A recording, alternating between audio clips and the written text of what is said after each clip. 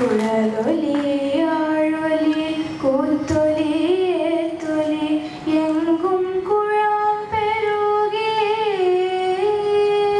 குழலொலி ஆழொலி கூத்தொலி ஏத்தொலி எங்கும் குழாம் பெருகே. விழவொலி மின்னலாகும் தென்றலுமே நிறுத்திடு ஆழோ.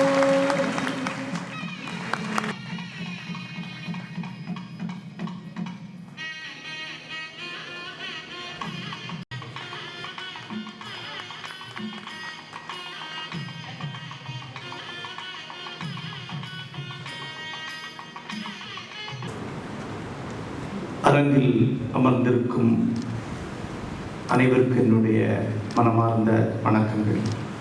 நான் ஆசிரியர்களின் இடத்தில் வைத்திருப்பவர்கள், உடன் பிறந்தவர்களின் இடத்தில் வைத்திருப்பவர்கள், என்னுடைய மைந்தர்களைப் போல எண்ணுபவர்கள் இங்கே அரங்கில் நிறைந்திருக்கிறீர்கள். உங்கள் அனைவருக்கும் என்னுடைய நன்றிகளை தெரிவித்துக் கொள்கிறேன். நண்பர்களே, சில மாதங்களுக்கு முன்பு சென்னையில் ஒரு விடுதியில் எனக்கும் என்னுடைய மகனுக்குமான ஒரு சின்ன உரையாடல். ஒரு உரையாடல் என்பதை விட ஒரு சின்ன சண்டை. அவன் என்ன சொன்னான், உன்னுடைய ஈகோவை, உன்னுடைய அகங்காரத்தை இந்த செயலின் வழியாக ஊதி பெருக்கிக் கொள்கிறாய் என்று சொன்னான். எப்போதுமே தந்தையிடம் அப்படி ஒரு ஊசியால் குத்தக்கூடிய ஒரு உரிமை அல்லது ஒரு கடமை பிள்ளைகளுக்கு உண்டு. அது எனக்கு உண்மைதானா என்ற எண்ணம் எனக்கு வந்தது. ஏன்னா உண்மையாக இருக்கலாம், ஆனால் தொடர்ந்து செயல்களை செய்கிறோம். செயல் வழியாக வெற்றிகள் இந்த பாராட்டுகள் நிறைவு வந்துகிட்டே இருக்கு. அது நமக்கு தொடர்ந்து ஈகோவை உறுதிப்படுத்தி கொண்டே இருக்கிறது. பல சமயங்கள் நம்ம ஒரு கட்டற்ற சினத்தை அடைவதற்கும் அது காரணமாக அமைகிறது. உண்மையில அது ஈகோ தானா? அப்போதான் வந்து சொல்லலை. ஆனால் பிறகு அவன் போன பிறகு அவனுக்கு ஒரு இமெயில் பண்ணேன். அப்படி இல்லை, ஈகோ இருக்கலாம், ஈகோ இல்லைன்னு சொல்ல முடியாது. ஈகோ இல்லாமல் செயல்கள் செய்ய முடியாது. ஆணவம் இன்றி செயல் கிடையாது. ஆனால் அது ஆணவம் மட்டும் கிடையாது. நான் என் ஆசிரியரின் முன்னால் என்னை நிறுவிக்கொள் பொருட்டு மட்டும்தான் செயலாற்றுகிறேன். அவர் வைத்த மார்க் ஒன்று இருக்கு, அதை எட்டும் பொருட்டு மட்டும்தான் செய்கிறேன். நீ சொன்ன பிறகு உண்மைதானா நானே ஒரு நாள் முழுக்க எனக்கு கேட்டுக்கொண்ட பிறகு இதுதான் எனக்கு உண்மை என்று தோன்றுதா, அதை நான் அவனுக்கு எழுதுகிறேன். அப்புறம் அவன் ஒரு பதில் போட்டான். எனக்கு அது முன்ன விட நல்லாவே தெரியும், உனக்கு கொஞ்சம் ஹர்ட் பண்ணுறதுக்காக தான் சொன்னேன், நீ ரொம்ப இந்த திப்பினாக தான் அதை சொன்னேன் என்று சொன்னான். இந்த தருணத்திலே இந்த 60 ஆண்டு நிறைவு விழாவில் நான் எங்கிருந்து வந்தேன், என்னுடைய ஆசிரியர்களாக அமைந்தவர்களை பற்றித்தான் நான் பேச வேண்டும். அதுதான் மரபு, அதான் மொழி. எப்போதெல்லாம் நான் எழுத அமர்கிறேனோ அப்போதெல்லாம் எனக்கு வரக்கூடிய ஒரு சின்ன உணர்வு ஒன்று உண்டு. சின்ன குழந்தையா இருக்கும் போதே இது பழக்கம். நான் என்னை மறந்து படித்துக் கொண்டிருப்பேன். என்னுடைய அம்மாவுடைய காலடிகள் மிக மெதுவாக கேட்கும். திரும்பி பார்க்க மாட்டேன். ஆனால் கொஞ்சம் திரும்பி பார்த்தா தின்புறதுக்கு ஏதாவது இருக்கும். கிழங்குகள், பழங்கள் துண்டு போட்டு சரியாக வைத்திருப்பாங்க. படித்துக்கிட்டே திங்கிறதுக்கு. உதாரணமாக தோல் உரித்து சாப்பிட்ற மாதிரி எதுவுமே கொண்டு வைக்க மாட்டாங்க, தோல் உரித்து தான் வைப்பாங்க. இன்றைக்கு வரைக்கும் அம்மா இருந்து போய் 30 ஆண்டுகள் தாண்டியும் கூட இன்றைக்கு வரைக்கும் கூட படித்து கொண்டிருக்கும் போது ஒரு காலடி ஓசை என்பது திருமதி விசாலாட்சி அம்மாவை நினைவூட்டுவதாகத்தான் இருக்கிறது. இந்த தருணத்தில் என்னுடைய அம்மாவை நான் நினைவு கூட்ட வேண்டும். ஓயாது நீ ஒரு எழுத்தாளர் என்று மட்டும்தான் என்று சொல்லியிருக்கிறாங்க. நீ ஒரு எழுத்தாளர் தவிர வேறு எதுவும் இல்லை என்று நான் சொல்லியிருக்கிறாங்க. எனக்கு அவங்க விழித்த கடமை என்பது விழித்திருக்கும் கடமை முழுக்க எழுத்தாளனாக வாழ்வது, எழுத்தாளனாக மடிவதும் தான். நண்பர்களே, இந்த மேடையிலே அருண்மொழி ஏறி வரும்போது நான் நினைத்துக் கொண்டது என்னுடைய அம்மாவை தான். இன்று அந்த காலடி ஓசை என்னுடைய மனைவியாக மாறியிருக்கிறது. இன்றைக்கு அதே காலடி ஓசையோடு வந்து என்னுடைய எழுத்தின் எந்த பகுதியிலும் தொடாமல் சென்று கொண்டிருக்கக்கூடிய அருண்மொழி நங்கை இந்த மேடையில் வந்து அவருடைய இந்த மடியில் நின்றது எனக்கு பெருநிறைவை அளிக்கிறது. அது விசாலாட்சி அம்மா வந்ததுக்கு நிகரானது தான். இந்த மேடையிலே கல்பற்றா நாராயணன் அவர்கள் இருக்கிறார். கல்பற்றா நாராயணன் அவர்களை நான் ஆற்றூர் ரவிவர்மா வழியாக நினைப்பது சந்திக்கிறேன். ஆற்றூர் இந்த மேடையில் இருப்பதற்கு நிகரானது கல்பற்றா நாராயணன் அவர்கள் இருப்பது. ஒரு நரகத்தை பற்றி அவர் சொன்னார். அந்த நரகத்தில் வாழ்ந்த ஒரு காலத்தில், அதிலிருந்து வெளிவந்த ஒரு காலத்தில் நான் கல்பற்றா நாராயணன் அவர்களை பார்ப்பதற்காக அவர் வீடு தேடி சென்றேன். அந்த வீடு தேடி ஏன் சென்றேன் என்றால், அந்த கல்பற்றா நாராயணன் சில குறிப்புகளை எழுதி கொண்டிருந்தார். பாடபேதம் என்ற பத்திரிகையில் அவை குறிப்புகள் அல்ல, அவை புது கவிதைகள் என்று அவர்களை சொல்வதற்காக சென்றேன். ஒரு வகையில் அவர் கவிஞர் என்று அவருடன் நான் சொன்னேன். அது பல இடங்களில் அவர் பதிவுபடுத்தியிருக்கிறார். ஆற்றூர் ரவிவர்மா எனக்கு மிக அணுக்கமான ஆசிரியராக, தந்தையாக இருந்தார். வெவ்வேறு கட்டங்கள் என்னை வழி நடத்தி கொண்டு சென்றார். ஒரு முறை ஒரு சிறு தாக்குதல், பக்கவாத தாக்குதல்னு ஒரு சிறு துளி, அதாவது கண்ணை இயக்கக்கூடிய 6 தசைகளில் ஒன்று செயலற்று விட்டது. ஆக எனக்கு எல்லாம் 2 தெரிய ஆரம்பித்தது. அப்போ நான் பதறி போய் எது பார்த்தாலும் 2 தெரியும். டாக்டரை பார்த்தோன்னா ஒரு கண்ணில் கட்டு போட்டு விட்டார், ட்ரீட்மெண்ட் எடுக்கணும் அப்படின்னா. அப்போ நான் ஆற்றூர் பார்க்க போகிறேன். அப்போது ஆற்றூர் வா, என்ன நான் பார்த்துக்கிறேன் அப்படின்னாரு. நான் ஆற்றூர் போய் இறக்குறேன். எங்கள் அப்பா அம்மா இறந்து போயிட்டாங்க. அப்போ திருச்சூரில் நான் இறங்குறோன்னே ஆற்றூர் ரயில்வே ஸ்டேஷனில் நிற்கிறார். அப்போது இது ஐ அல்லே அப்படின்னாரு. தொய்தத்துக்கு போயிட்டேன். என்ன 2 தெரிய ஆரம்பிச்சு சிரிச்சுட்டேன். அது வரைக்கும் இருந்த மனநிலை முழுக்க மாறிடுச்சு. அப்புறம் காரில் போகும்போது சொன்னார், அது நான் பையன்கிட்ட கேட்டேன், கிருஷ்ணபட்னம் டாக்டருக்கு அவரை போய் பார்ப்போம், ஆனால் இது 15 நாளில் சரியாகும், இல்லை என்ன 30 நாளில் சரியாகும், ஆட்டோமேட்டிக்காக சரியானதுக்கு மருந்தெல்லாம் ஒன்றும் கிடையாது, ஏது துவைதம் ஒன்று தியானிச்சால் அத்வைதம் ஆகும் அப்படின்னாங்க. அதாவது டபுளாக இருந்தால் கூட இது ஒன்றுதான் நினச்சிட்டேன்னா ஒன்றாக்க முடியும். அப்போ நான் சொன்னேன், ஆமாம் நான் அப்படிதான் நினைக்கிறேன், கெட்ட எடுத்துடுறேன், நான் இமேஜின் பண்ணிக்கிறேன் ஒன்றாக தான் பார்ப்போமே அப்படின்னு. நண்பர்களே 3 நாட்களில் ஒன்றாயிடுச்சு. இந்த தருணத்திலே ஆற்றூர் ரவிவர்மா உட்பட பேராசிரியர்கள் மலையாளத்தில் எனக்கு இருக்கிறார்கள். டி.கே. பாலகிருஷ்ணன், எம். கோவிந்தன், டாக்டர் எம்.கே. கங்காதரன், அனைவரையும் தாழ்பணிந்து வணங்குவதற்கான ஒரு தருணமாக இதை கருதி கொள்கிறேன். இந்த மேடையில் என்னுடைய நண்பன் இவன் இருக்கிறான். அவனுடைய பேச்சு பாணி எல்லாமே சுந்தர ராமசாமியை நினைவுறுத்துவதை, சுந்தர ராமசாமியை தெரிந்தவர்களுக்கு இங்கே ஞாபகம் வரும். அவருடைய பேச்சு, ஜோக் அடிக்கும் போது வரக்கூடிய அந்த சிரிப்பு எல்லாமே சுந்தர ராமசாமியுடைய தான். அது எங்கிருந்து வருதுன்னு தெரியாது. மிகுந்த இளைஞனாக தாகத்துடன் கோயில்பட்டியில் இருந்து சுறா பார்த்த காலத்தில் அவன் மனதுக்குள் சூறா ரொம்ப பதிந்திருப்பார். அந்த சூறா உட்பட என்னுடைய ஆசிரியர்கள் கோவிஞானி உட்பட பலர் இருக்கிறார்கள். அவள் அனைவரையும் இந்த மேடையிலே வணங்குவதற்கான ஒரு தருணமாக இதை பயன்படுத்திக் கொள்கிறேன். முன்னாடி சுந்தர ராமசாமிட்டு நான் கேட்டேன், சார் எனக்கு கண்ட்ரோலே இல்லை அப்படின்னு சொல்கிறாங்களே, நீங்கள் என்ன நினைக்கிறீங்க அப்படின்னா. கட்டுப்பாடு கண்டிப்பாக தேவைதான் அப்படின்னு சொல்லிட்டு ஐஃபோன் விட்டு, ஆனால் உனக்கு சாத்தியப்படாது அப்படின்னா. அப்புறம் சொன்னார், ஒவ்வொருத்தருக்கும் ஒவ்வொரு இயல்பு இருக்கு, அந்த இயல்பு தான் அவருடைய வெளிப்பாடு. இன்னொன்றாக அவர் மாற முடியாது. நீ கட்டுப்பாடற்ற எழுதுனா கட்டுப்பாடற்ற எழுத்து, இன்னொருத்த கட்டுப்பாட்டில் எழுதுனா அது எழுதுவான். இலக்கியத்தில் அப்படி ஒரு வீதிகள் கிடையாது. நீ எதுவோ அதுதான், கட்டுப்பாடு இல்லாமல் எழுதுனா எழுது. நான் என்ன உளர்னா, உலகத்தில் மிகச்சிறந்த எழுத்துக்கள் எல்லாமே ஒரு வகையான உளறல்கள் தான் என்று அவர் சொன்னார். இது நீண்ட காலத்துக்கு பிறகு மிகச்சிறப்பான சில உளறல்களை எழுதின பிறகு, ஆமாம் நன்றாக உளறி இருக்கிறேன் சூரா, இப்போ பார்த்தீங்கன்னா தெரியும் உங்களுக்கு இந்த உளறல் நல்லா வந்திருக்கு அப்படின்னு நான் அவர்கிட்ட சொல்லுவேன். இந்த மேடையிலே சூறாவை வணங்கி நினைவுறுகிறேன். பேராசிரியர் ஜேசுதாசன் அவர்கள் எனக்கு ஒரு ஆசிரியராகவும் வழிகாட்டியாக திகழ்ந்தவர். அவருக்கு நான் ஒரு முறை கேட்டேன், உங்களுக்கு அன்றைய நாதஸ்வர கலைஞர்களில் யாரை பிடிக்கும்? திருவாவூர் ராஜரத்தினம் பிள்ளை படிச்சிருக்கீங்களா?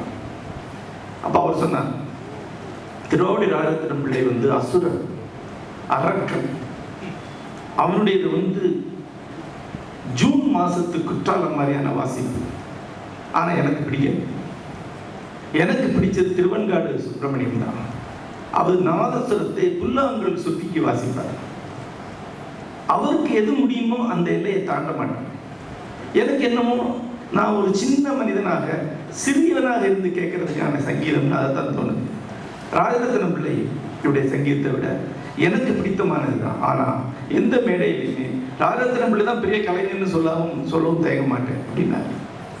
சொல்லிட்டு என்கிட்ட சொன்னார், நீ எழுதுறதை பார்த்தா நீ ஒரு ராஜரத்ன பிள்ளை அப்படின்னாரு. கம்பராமாயணத்தையும் பைபிளையும் பல்வேறு சொற்கள் வழியாக எனக்கு அறிமுகப்படுத்தியவர், என்னுடைய ஆசிரியராக அமைந்தவர் ஜெயசாசன் அவர்கள். அவருடைய மாணவர் வேத சகாயகுமார் எனக்கு ஒரு நல்ல ஆசிரியராக வழிகாட்டியாக இருந்திருக்கிறார். அந்த மரபுடைய நீட்சியாகத்தான் இந்த மேடையிலே பாரதி பாஸ்கர் அவர்கள் அமர்ந்திருக்கிறார்கள். இந்த தருணத்திலே அவர்கள் அனைவரையும் நான் மகிழ்ந்த வணக்கத்துடன் நினைத்துக் கொள்கிறேன். நான் பார்வதிபுரத்திலே குடியிருந்த நாட்களில் பெரும்பாலும் அந்த பார்வதிபுரத்திலிருந்து சாலைக்கு, சாரதா நகர்லேருந்து பார்வதிக்கு ஏறக்கூடிய சாலைக்கு போகும்போது ஒரு நிமிஷம் தயங்குவேன். ஒரு நிமிஷத்துல நான் நிற்பேன். ஏன்னா அந்த இடத்துல தான் கம்யூனிஸ்ட் கட்சியோட ஆஃபீஸ் இருந்தது. அந்த வழியாக ஒரு திறந்த ஜீப்பிலே ஹேமச்சந்திரன் அவர்கள் போவார். அவர் எனக்கு ஒரு உறவு முறையில் அம்மாவனாக வரும். என்னை வாடா போடா போட்டு கூடக்கூடியவர். கடைசி வரைக்கும் நான் உருப்படவே இல்லை என்று ஆணித்தனமாக நம்பிக்கொண்டிருந்தவர். ஆக ஒரு நிமிஷம் தயங்கி அந்த இடத்துல அவருடைய இடமாற்றம் இல்லை என்று உறுதிப்படுத்தி கொண்டு பிறகு நான் அவர் செல்வேன். ஆனால் எமர்ஜென்சி டைம்ல அவர் அளித்த பல்வேறு துண்டு பிரசுரங்களை விநியோகம் செய்திருக்கிறேன். அந்த துண்டு பிரசுரங்களை நான் படித்து பார்த்தேன். என்னை படிக்க பொட்டலம் கட்டப்பட்டிருக்கும். எமர்ஜென்சி முடிந்த பிறகுதான் அதெல்லாமே புரட்சிக்கான அறைகூவல்கள். என்னை பிடிச்சிருந்தா ஜெயிலில் போட்டிருப்பாங்கன்னு தெரிந்து கொண்டேன். என்னுடைய அறம் புத்தகம் அவருக்கு தான் சமர்ப்பணம் பண்ணப்பட்டிருக்கிறது. இலட்சியவாதத்துடைய முகமாக எனக்கு அறிமுகமானவர் அவர். ஒரு வகையில் அவரிலிருந்து தான் நான் காந்திக்கு சேர்ந்தேன் என்று சொல்ல வேண்டும். ஒரு பெரிய செல்வந்த குடும்பத்தில் பிறந்த அவர் ஒரு ஆள் புரண்டு படுக்க முடியாத பெஞ்சில் தூங்குறத கம்யூனிஸ்ட் கட்சி அலுவலகத்தில் நான் பார்த்திருக்கேன். அங்கிருந்து காந்திக்கு வந்திருக்கிறேன். அந்த தொடக்கத்தை நிகழ்த்தியவர் அவர். இந்த மேடையிலே அவரை வணக்கத்துடன் நினைவு கூறுகிறேன். அவருடைய வடிவமாக இங்கே பவா அமர்ந்திருக்கிறார்.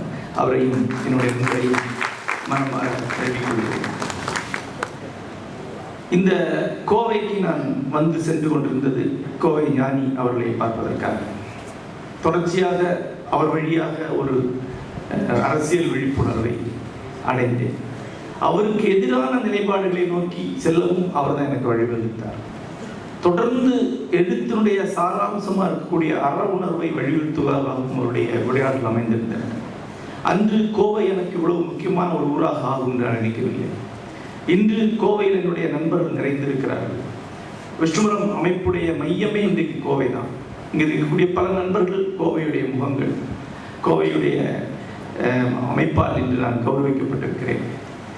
கோவையுடைய முகமாக இந்த மேடையில் அமைந்திருக்கக்கூடிய ஏகோகோ அவர்கள், கிருஷ்ணன் அவர்கள், மரமமீந்தன் அவர்கள் அனைவரும் இன்று கோவை ஞானியுடைய முகங்களாக எனக்கு தெரிகிறார்கள்.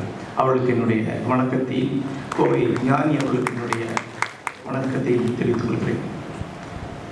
தேவதேவன் அவர்கள் இங்கே நித்திய சைதன்யதியுடைய வடிவமாக அமர்ந்திருக்கிறார்கள். அவருக்கு தெரியும், பல முறை ஊட்டி குருகுலத்துக்கு அவர் வந்திருக்கிறார். நான் பல துறவிகளை பார்த்தவர், பல பயிற்சிகளை எடுத்துக்கொண்டவர். நான் காஞ்சாங்காடில் ஒரு துறவியர் மடத்தில் தங்கி அந்த துறவி எனக்கு யோக சாதனைகளை கற்றுக் கொடுத்தார். அதை அதி உக்கிரமாக நான் செய்ய ஆரம்பித்து ஒரு இரவில் சிறுநீர் வழியாக ரத்தம் வெளியேற ஆரம்பித்தது. அந்த தருணம் பல பல வகைகளில் என்னுடைய நாவல் எழுதியிருக்கிறேன். அது ஒரு விளிம்பில் நின்று கொண்டிருப்பது போல. ஒரு காலை எடுத்து விட்டால் அந்த ஒரு பக்கம் விழுந்து விடுவேன், ஆனால் இந்த பக்கம் விழுந்து விட்டேன். அது வழியாக தவழ்ந்து ஏறி இறங்கி வெளியே வந்து ஒரு கக்கூஸ்குள்ள டாய்லெட்டுக்குள்ள போய் தண்ணி குடிச்சு அங்கே மயங்கி விழுந்து விட்டேன். மறுநாள் அந்த யோகியிடம் பேசுறேன். அப்போதான் அவர் என்ன சொல்லிக் கொடுக்கிறாரு தெரியாது. அவர் என்ன வைத்து அதை பரிசோதனை செய்கிறாரு தெரிந்து கொண்டேன். 2 நாட்களுக்கு பிறகு அங்கிருந்து தப்பி ஓடி வெளியே வந்தேன். அது போதிங்கிற ஒரு கதையில் இருக்கும் அந்த அனுபவங்கள்லாம். அது பிறகு தொடர்ச்சியாக துறவிகளை பற்றி ஒரு ஒரு எதிர்ப்புணர்வு இருந்தது. அப்போது நண்பர் பவா கூட போய் யோகி ராம் சுரத்குமாரை சந்தித்தேன். அப்போ நான் அவர்கிட்ட கேட்டேன், நான் என்னுடைய குருவை சந்திப்பேனா அப்படின்னு. யூ வில் அப்படின்னார். ஒரு 8 மாதம் கழிந்து நண்பர் நிர்மாலியா மணி இங்கே இருக்கிறார். அவர் ஊட்டிக்கு நான் செல்லும்போது நித்திய சேதனேரியை பார்க்கலான்னு கூட்டிட்டு போனார். அப்போ நான் 2 முறை அவரை சந்திக்க நான் மறுத்திருக்கேன். இல்லை, எனக்கு இங்கே ஆர்வம் இல்லைன்னு சொல்லியிருக்கேன். இப்போ அவரை சும்மா பாருங்க அப்படின்னு கூட்டிட்டு போனார். நான் பலமுறை சொன்ன அனுபவம் தான். ஊட்டி குருகுலத்துக்குள்ள நான் நுழையிறேன். அவர் அப்போ வாக்கிங் நடக்கிறதுக்கு வெளியே வர்றார். நான் இவ்வளவு தூரத்தில் அவரை பார்க்குறேன். அந்த பார்வையிலே அவர் என்னுடைய ஆசிரியராக தானா என்ன சொல்றேன். ஏன்னா நான் அங்கே பார்த்தது 70 வயதான ஒரு முதியவரை கிடையாது, ஒரு 5 அல்லது 6 வயதான ஒரு சிறுவனை. அந்த கண்கள் அவ்வளவு ஆர்வம், துருதுருப்பு, அந்த கண்களுக்கு மட்டும் ஒருபோதும் வயதே ஆகாது, ஒருபோதும் ஆகாத கண்கள். அவருடைய ஒரு கை செயலற்று போற போது அவர் வீணை வாசி கேட்டுக்கொண்டார். அவர் என்ன சொன்னார், அதிகபட்சம் 6 மாசம் உயிரோட இருப்பேன், அதுக்குள்ள ஒரு கீர்த்தனையாவது தட்டிடணும். அது அங்கிருந்தா நான் தொடங்குறேன். அந்த 6 மாசத்துக்குள்ள ஒரு கீர்த்தனையை வாசிக்க வேண்டிய அவசியம் எல்லாம் ஒன்றும் கிடையாது. ஆனால் தொடர்ந்து அவருடைய கடைசி நாட்டில் வீணை வாசிக்க முயற்சி செய்து கொண்டே இருந்தார். அந்த ஓயாது கற்றுக்கொண்டிருக்கக்கூடிய சிறுவன் அவர் எப்படிப்பட்டவர் என்பதை நான் உணர்ந்து கொள்வது எனக்கு மகன் பிறக்க வேண்டியது. அஜிதனை பார்க்கிறேன். அவனுடைய 3 வயசுல 24 மணி நேரம் கற்றுக்கொண்டே இருக்கக்கூடிய ஒரு குழந்தையை பார்க்கிறேன். இவர் தான் அவர் படித்திருக்கிறார். பின்னாடி அந்த குழந்தையுடைய தனியாத கற்கள் தாக என்கிட்ட இருக்கணும்னு நானே எனக்கு தான் திருப்பி சொல்லிவிடுவேன். சோர்வு சலிப்பு வரும்போது எல்லாம் கடைசி துளி வரைக்கும் இங்க வாழணும், கற்கணும்.